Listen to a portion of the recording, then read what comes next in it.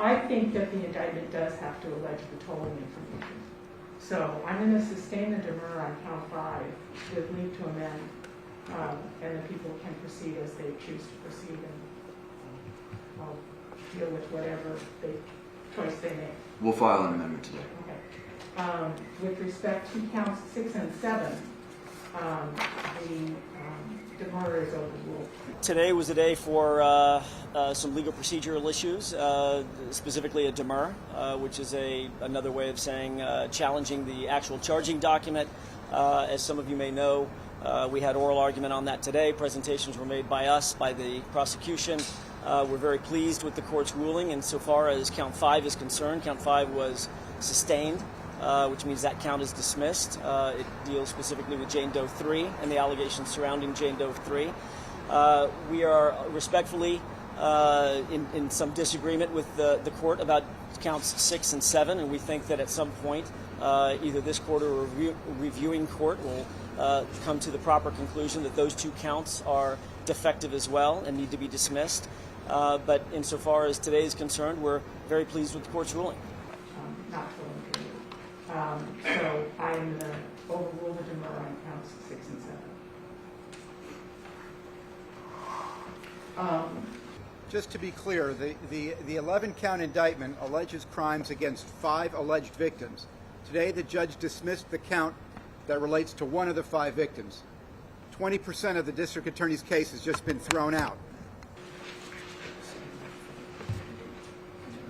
I don't know what you want to do with respect to where we are today and the speedy trial rights that Mr. Weinstein has. The prosecution is prosecuting this case in no small part by prosecution by volume rather than by merit. That was shown today.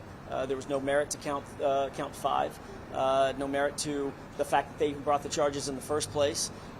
So every little bit helps, obviously. And as we move forward, we expect that the defect in the prosecution's case on all the counts and all the Jane Doe's allegations are going to be revealed.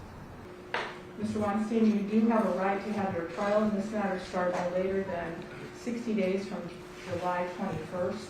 Your attorneys have indicated you wish to give up that right and agree instead that your trial would take place within 60 days of September 13th. Is that agreeable with you, sir? Yes. Yes, Your Honor. All right. Counsel, do you join? Yes, Your Honor. All right. Then I will set this for pre-trial back here in this court on September 13th at 060 whatever time. Thank you, Your Honor. Thank you. Thank you, Your Honor. Thank you.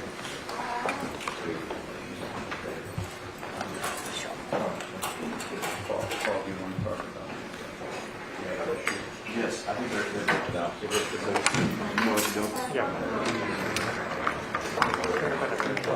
You guys are done. Yeah. Okay. The case is over. Thank you.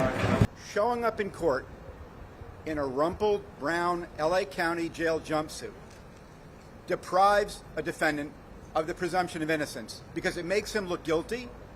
It impairs his ability to assert his innocence, and it's a mark of Cain. It makes him look like a guilty sentenced prisoner when in fact he's presumed innocent, and he should be able to come to court like any other defendant in these proceedings in a coat and tie to face these charges as a man presumed innocent. And when somebody is forced to sit in a courtroom and being shown to the world in a rumpled county jail jumpsuit before they've been convicted, it's terribly prejudicial, and we do object to that. And there's absolutely no prejudice to the prosecution to allow him to avoid the indignity of sitting there in a rumpled county jail jumpsuit. The defense filed a demur on that complaint, lost the demur, and then took a writ. Very normal procedure. We've all done that. We've all been there. All the proceedings were stayed. The trial court properly said, while the writ is pending, all the proceedings are stayed. The DA then walked out of that courtroom, walked into a grand jury room, and filed an indictment on the exact same defendant and the exact same charges, but a different case number. They got high profile